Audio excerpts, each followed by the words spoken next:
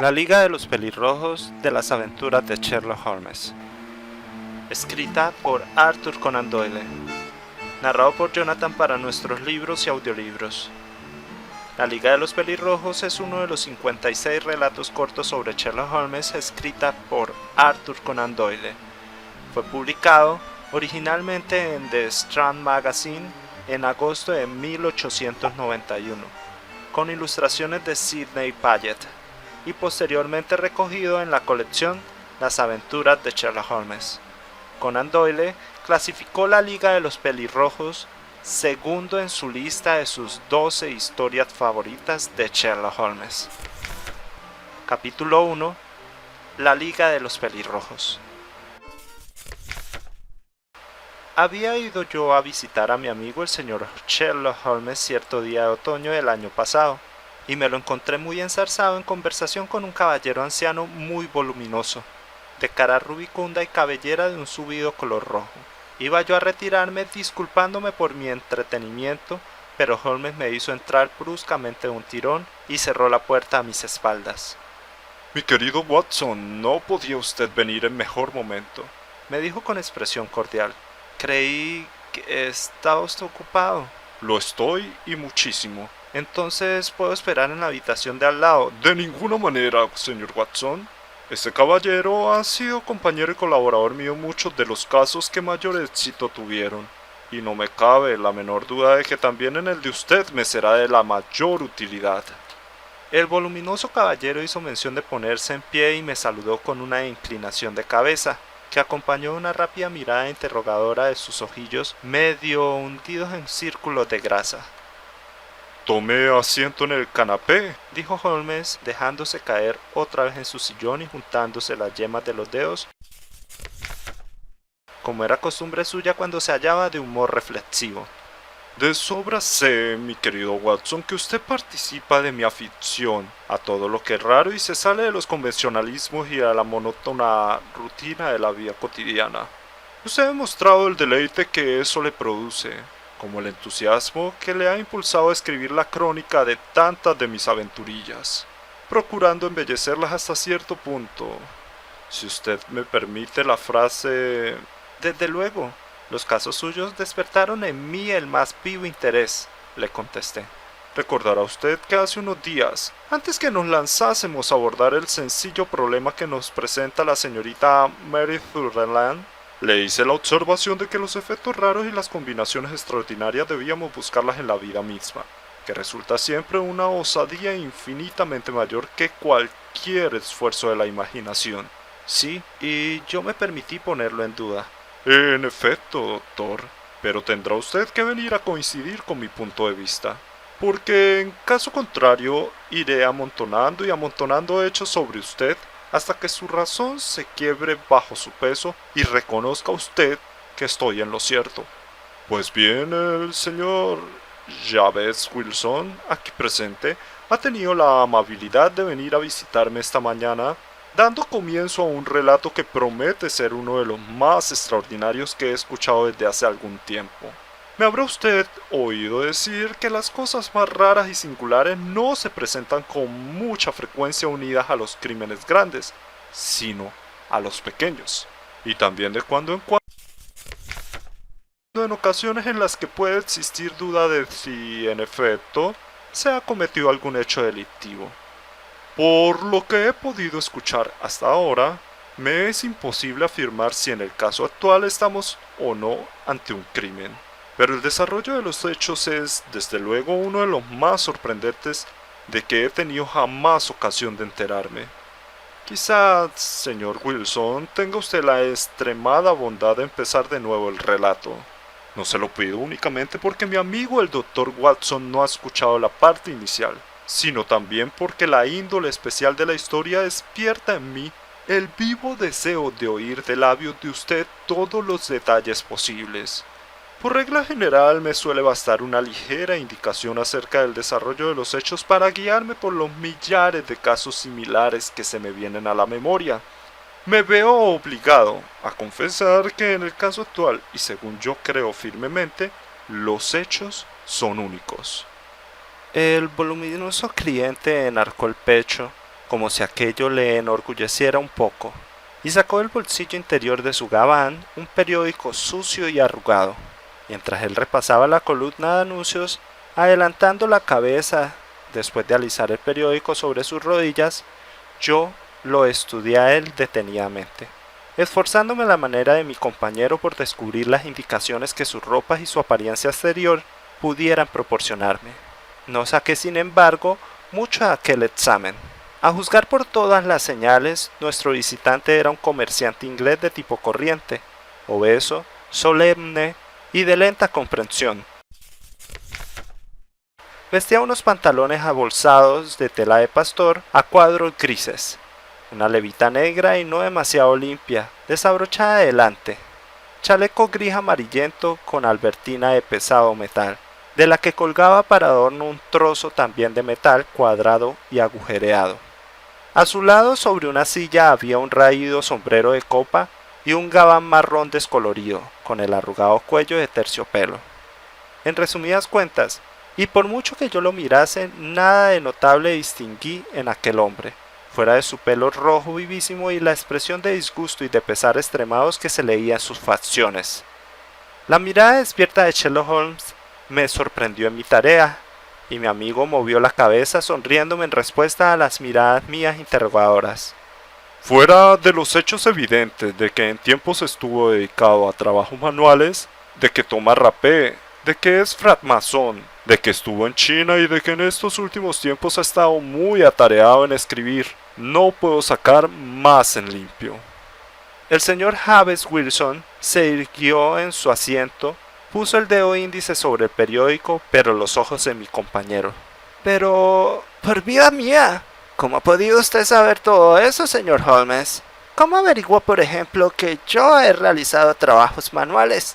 Todo lo que ha dicho es tan verdad como el Evangelio. Y empecé mi carrera como carpintero de un barco. Por sus manos, señor. La derecha es un número mayor de medida que su mano izquierda. Usted trabajó con ella. Y los músculos de la misma están más desarrollados. Bien, pero ¿y lo del rapé y la francmasonería? No quiero hacer una ofensa a su inteligencia explicándole de qué manera he descubierto eso, especialmente porque, contrariando bastante las reglas de vuestra orden, usa usted un alfiler de corbata que representa un arco y un compás. Ah, se me había pasado eso por alto, pero ¿y lo de la escritura? ¿Y qué otra cosa puede significar el que el puño derecho de su manga esté tan lustroso en una anchura de 5 pulgadas, mientras que el izquierdo muestra una superficie lisa cerca del codo, indicando el punto en que lo apoya sobre el pupitre? Bien, ¿y lo de China? El pez que lleva usted tatuado más arriba de la muñeca solo ha podido ser dibujado en China. Yo he realizado un pequeño estudio acerca de los tatuajes y he contribuido incluso a la literatura que trata de ese tema. El detalle de colorear las escamas del pez con un leve color sonrosado es completamente característico de China. Si además de eso veo colgar de la cadena de su reloj una moneda china, el problema se simplifica aún más. El señor James Wilson se rió con risa torpona y dijo: no lo hubiera creído. Al principio me parecía que lo que había hecho usted era una cosa por demás inteligente, pero ahora me doy cuenta de que, después de todo, no tiene ningún mérito. Comienzo a creer, Watson, dijo Holmes, que es un error de parte mía el dar explicaciones Otmel y notum pro magnifico. Como no ignora usted, y si yo sigo siendo tan inseguro, mi pobre celebridad, mucha o poca, va a naufragar. ¿Puede enseñarme usted ese anuncio, señor Wilson?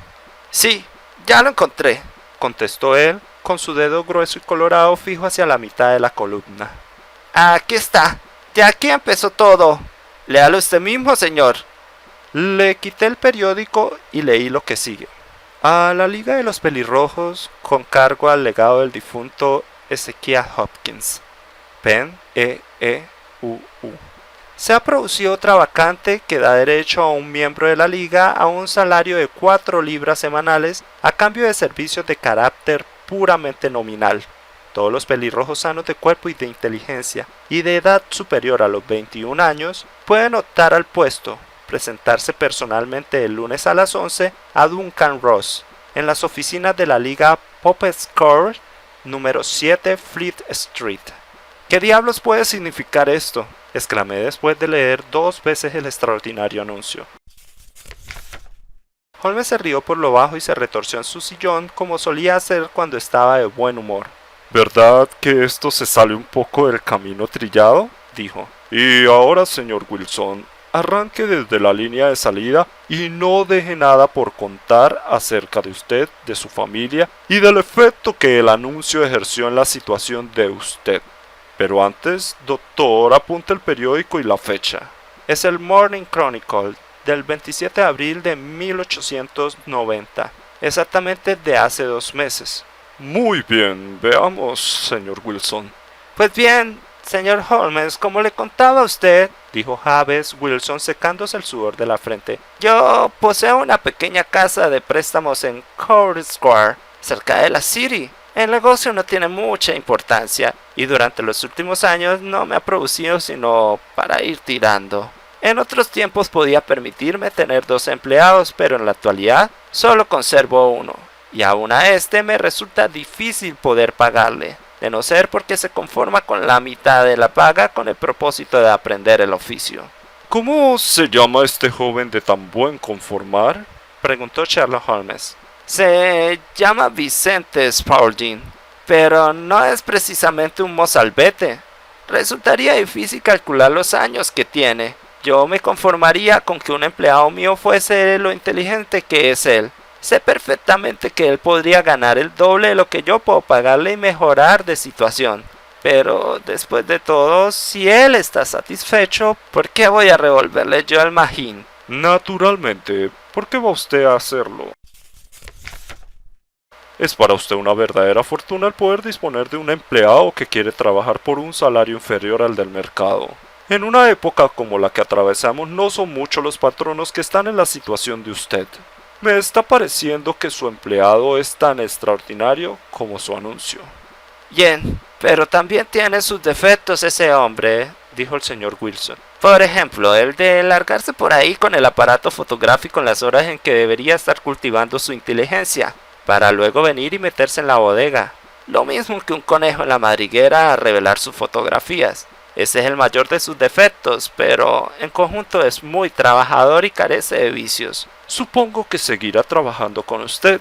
Sí, señor, yo soy viudo, nunca tuve hijos y en la actualidad compone en mi casa él y una chica de 14 años que sabe cocinar algunos platos sencillos y hacer la limpieza. Los 3 llevamos una vida tranquila, señor, y gracias a eso estamos bajo techado. Pagamos nuestras deudas y no pasamos de ahí. Fue el anuncio lo primero que nos sacó de quicio. Spaulding se presentó en la oficina hoy hace exactamente 8 semanas con este mismo periódico en la mano y me dijo: ojalá Dios que yo fuese pelirrojo, señor Wilson.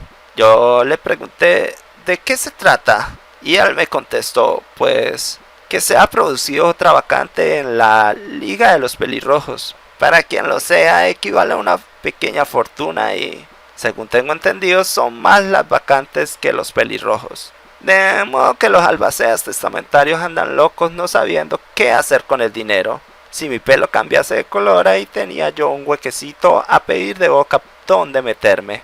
Pero, bueno, ¿de qué se trata?, le pregunté. Mire, señor Holmes, yo soy un hombre muy de su casa. Como el negocio vino a mí en vez de ir yo en busca del negocio, se pasan semanas enteras sin que yo ponga el pie fuera del felpudo de la puerta del local. Por esa razón vivía sin enterarme mucho de las cosas de afuera y recibía con gusto cualquier noticia. ¿Nunca oyó usted hablar de la Liga de los Pelirrojos?, me preguntó con asombro. Nunca. Sí que es extraño, siendo como es usted uno de los candidatos elegibles para ocupar las vacantes. ¿Y qué supone en dinero?, le pregunté. Una minucia, nada más que un par de centenares de libras al año, pero casi sin trabajo y sin que le impidan gran cosa dedicarse a sus propias ocupaciones. Se imaginará usted fácilmente que eso me hizo afinar el oído, ya que mi negocio no marchaba demasiado bien desde hacía algunos años, y un par de centenares de libras más me habrían venido de perlas.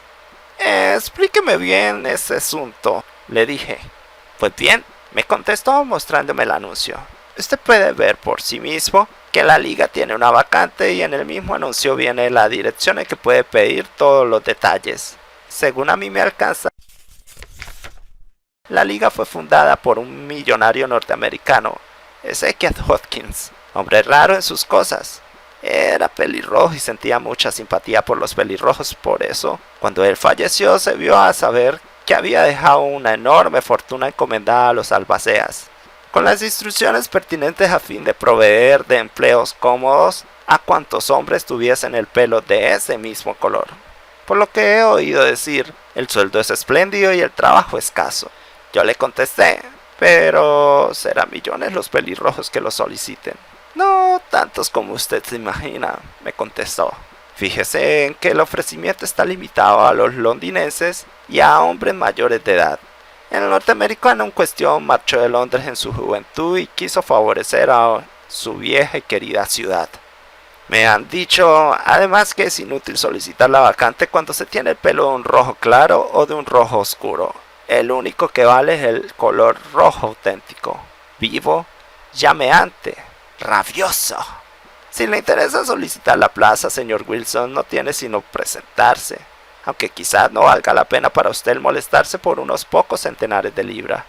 La verdad es, caballeros, como ustedes mismos pueden verlo, que mi pelo es de un rojo vivo y brillante, por lo que me pareció que si se celebra un concurso yo tenía tantas posibilidades de ganarlo como el que más de cuantos pelirrojos había encontrado en mi vida. Vicente Spaulding parecía tan enterado del asunto que pensé que podría serme de utilidad, de modo pues que le di la orden de echar los póstigos por aquel día y de acompañarme inmediatamente. Le cayó muy bien lo de tener un día de fiesta, de modo pues que cerramos el negocio y marchamos hacia la dirección que figuraba en el anuncio. Yo no creo que vuelva a contemplar un espectáculo como aquel en mi vida, señor Holmes. Procedentes del norte, del sur, del este y del oeste, todos cuantos hombres tenían un algo rubicundo en los cabellos se habían largado a la City respondiendo al anuncio. Fleet Street estaba obstruida de pelirrojos y Pop Score producía la impresión del carrito de un vendedor de naranjas. Jamás pensé que pudieran ser tantos en el país como los que se congregaron por un solo anuncio. Los había allí de todos los matices: rojo pajizo, limón naranja, ladrillo, cerro cedar, irlandés, hígado, arcilla. Pero, según hizo notar Spaulding, no eran muchos los de un auténtico rojo vivo y llameante. Viendo que eran tantos los que esperaban, estuve a punto de renunciar de puro desánimo. Pero Spaulding no quiso ni oír hablar de semejante cosa. Yo no sé cómo se las arregló, pero el caso es que a fuerza de empujar a este, apartar al otro y chocar con el de más allá, me hizo cruzar por entre aquella multitud, llevándome hasta la escalera que conducía a las oficinas. Fue la suya una experiencia divertidísima, comentó Holmes, mientras su cliente se callaba y refrescaba su memoria con un pellizco de rapé. Prosiga por favor el interesante relato. En la oficina no había sino un par de sillas de madera y una mesa de tabla, a la que estaba sentado un hombre pequeño, y cuyo pelo era aún más rojo que el mío. Conforme se presentaban los candidatos les decía algunas palabras, pero siempre se las arreglaba para descalificarlos por algún defectillo. Después de todo no parecía cosa tan sencilla el ocupar una vacante. Pero cuando nos llegó la vez a nosotros, el hombrecillo se mostró más inclinado hacia mí que hacia todos los demás y cerró la puerta cuando estuvimos dentro, a fin de poder conversar reservadamente con nosotros. Este señor se llama James Wilson, le dijo mi empleado, y desearía ocupar la vacante que hay en la liga. Por cierto que se ajusta a maravilla para el puesto, contestó el otro. Reúne todos los requisitos. No recuerdo desde cuándo no he visto pelo tan hermoso. Dio un paso atrás, torció a un lado la cabeza y me estuvo contemplando el pelo hasta que me sentí invadido de rubor. Y de pronto se abalanzó hacia mí, Me dio un fuerte apretón de manos y me felicitó calurosamente por mi éxito. El titubear constituiría una injusticia, dijo, pero estoy seguro de que sabrá disculpar el que yo tome una precaución elemental.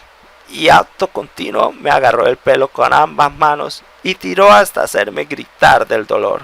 Al soltarme me dijo: tiene usted lágrimas en los ojos, de lo cual deduzco que no hay trampa. Es preciso que tengamos sumo cuidado porque ya hemos sido engañados en 2 ocasiones, una de ellas con peluca postiza y la otra con el tinte. Podría contarle a usted anécdotas del empleado de cera del zapatero remendón, como para que se asquease de la condición humana. Dicho esto, se acercó a la ventana y anunció a voz en grito a los que estaban debajo que había sido ocupada la vacante. Se alzó un gemido de desilusión entre los que esperaban, y la gente se desbandó, no quedando más pelirrojos a la vista que mi gerente y yo. Me llamo Duncan Ross, dijo este, y soy uno de los que cobran pensión procedente del legado de nuestro noble bienhechor. ¿Es usted casado, señor Wilson? ¿Tiene usted familia? Contesté que no la tenía. La cara de aquel hombre se nubló en el acto y me dijo con mucha gravedad: vaya por Dios, qué inconveniente más grande. Cuánto lamento oírle decir eso. Como es natural, la finalidad del legado es la de que aumenten y se propaguen los pelirrojos y no solo su conservación. Es una gran desgracia que usted sea un hombre sin familia. También mi cara se nubló al oír aquello, señor Holmes, viendo que después de todo se me escapaba la vacante. Pero después de pensarlo por espacio de algunos minutos, sentenció que eso no importaba. Tratándose de otro, dijo, esa obsesión podría ser fatal, pero estimaremos las cosas en favor de una persona de un pelo como el suyo. ¿Cuándo podrá usted hacerse cargo de sus nuevas obligaciones? Hay un pequeño inconveniente, puesto que yo tengo un negocio mío, contesté. Oh, no se preocupe por eso, señor Wilson, dijo Vicente Spaulding. Yo me encargaré de su negocio. ¿Cuál será el horario?, pregunté. De 10 a 12. Pues bien, el negocio de préstamo se hace principalmente a eso del anochecido, señor Holmes, especialmente en los jueves y los viernes, es decir, los días anteriores al de paga. Me venía pues perfectamente el ganarme algún dinerito por las mañanas. Además, yo sabía que mi empleado es una buena persona y que atendería a todo lo que se le presentase. Ese horario me convendría perfectamente, le dije. ¿Y el sueldo? 4 libras a la semana. ¿En qué consistiría el trabajo? El trabajo es puramente nominal. ¿Qué entiende usted por puramente nominal? Pues que durante esas horas tendrá usted que hacer acto de presencia en esta oficina o por lo menos en este edificio. Si usted se ausenta del mismo, pierde para siempre su empleo. Sobre este punto es terminante el testamento. Si usted se ausenta en la oficina en estas horas, falta a su compromiso. Son nada más que 4 horas al día y no se me ocurrirá ausentarme, le contesté. Si lo hiciese, no le valdría excusas, me dijo el señor Duncan Ross. Ni por enfermedad, negocios, ni nada. Usted tiene que permanecer aquí, so pena de perder la colocación. ¿Y el trabajo? Consiste en copiar la enciclopedia británica. En este estante tiene usted el primer volumen. Usted tiene que procurarse tinta, plumas y papel secante, pero nosotros le suministramos esta mesa y esta silla. ¿Puede usted empezar mañana? Desde luego que sí, le contesté. Entonces, señor James Wilson, adiós y permítame felicitarle una vez más por el importante empleo que ha tenido usted la buena fortuna de conseguir. Se despidió de mí con una reverencia, indicándome que podía retirarme, y yo me volví a casa con mi empleado, sin saber casi qué decir ni qué hacer, de tan satisfecho como estaba con mi buena suerte. Pues bien, me pasé el día dando vueltas en mi cabeza al asunto, y para cuando llegó la noche volví a sentirme abatido. porque estaba completamente convencido de que todo aquello no era sino una broma o una superchería, aunque no acertaba a imaginarme qué finalidad podían proponerse. Parecía completamente imposible que hubiese nadie capaz de hacer un testamento semejante y de pagar un sueldo como aquel por un trabajo tan sencillo como el de copiar la enciclopedia británica. Vicente Spalding hizo todo cuanto le fue posible por darme ánimos, pero a la hora de acostarme había yo acabado por desechar del todo la idea. Sin embargo, cuando llegó la mañana resolví ver en qué quedaba aquello. Compré un frasco de tinta de apenique, me proveí de una pluma de escribir y de 7 pliegos de papel de oficio, y me puse en camino para Poppscourt. Con gran sorpresa y satisfacción mía, encontré las cosas todo lo bien que podían estar. La mesa estaba a punto y el señor Duncan Ross presente para cerciorarse de que yo me ponía a trabajar. Me señaló para empezar la letra A y luego se retiró, pero de cuando en cuando aparecía por allí para comprobar que yo seguía en mi sitio. A las 2 me despidió, me felicitó por la cantidad de trabajo que había hecho y cerró la puerta del despacho después de salir yo. Un día tras otro las cosas siguieron de la misma forma y el gerente se presentó el sábado, poniéndome encima de la mesa 4 soberanos de oro, en pago del trabajo que yo había realizado durante la semana. Lo mismo ocurrió la semana siguiente y la otra. Me presenté todas las mañanas a las 10 y me ausenté a las 2. Poco a poco el señor Duncan Ross se limitó a venir una vez durante la mañana y al cabo de un tiempo dejó de venir del todo. Como es natural, yo no me atreví, a pesar de eso, a ausentarme de la oficina un solo momento, porque no tenía la seguridad de que él no iba a presentarse y el empleo era tan bueno y me venía tan bien que no me arriesgaba a perderlo. Transcurrieron de idéntica manera 8 semanas, durante las cuales yo escribí lo referente a los abades, arqueros, armaduras, arquitectura y ática, esperanzado de llegar a fuerza de diligencia muy pronto a la B. Me gasté algún dinero en papel de oficio y ya tenía casi lleno un estante con mis escritos y de pronto se acaba todo el asunto. ¿Que se acabó? Sí, señor. Y eso ha ocurrido esta mañana mismo. Me presenté como de costumbre al trabajo a las 10, pero la puerta estaba cerrada con llave y en mitad de la hoja de la misma, clavado con una tachuela, había un trocito de cartulina. Aquí lo tiene. Puede leerlo usted mismo. Nos mostró un trozo de cartulina blanca, más o menos del tamaño de un papel de cartas, que decía lo siguiente: ha quedado disuelta la Liga de los Pelirrojos, 9 de octubre 1890. Sherlock Holmes y yo examinamos aquel breve anuncio en la cara afligida que había detrás del mismo, hasta que el lado cómico del asunto se sobrepuso de tal manera a toda otra consideración, que ambos rompimos en una carcajada estruendosa. «Yo no veo que la cosa tenga nada de divertida», exclamó nuestro cliente sonrojándose hasta la raíz de sus rojos cabellos. «Si no pueden ustedes hacer en favor mío otra cosa que reírse, me dirigiré a otra parte». No, le contestó Holmes empujándolo hacia el sillón del que había empezado a levantarse. por nada del mundo me perdería yo este asunto suyo. Se sale tanto de la rutina que resulta un descanso. Pero no se me ofenda si le digo que hay en el mismo algo de divertido. Vamos a ver, ¿qué paso dio usted al encontrarse con ese letrero en la puerta? Me dejó una pieza, señor. No sabía qué hacer. Entré en las oficinas de al lado, pero nadie sabía nada. Por último me dirigí al dueño de la casa, que es contador y vive en la planta baja, y le pregunté si podía darme alguna noticia sobre lo ocurrido a la Liga de los Pelirrojos. Me contestó que jamás había oído hablar de semejante sociedad. Entonces le pregunté por el señor Duncan Ross, y me contestó que era la vez primera que oía ese nombre. Me refiero, señor, al caballero de la oficina número 4, le dije. ¿Cómo? ¿El caballero pelirrojo? Ese mismo. Su verdadero nombre es William Morris.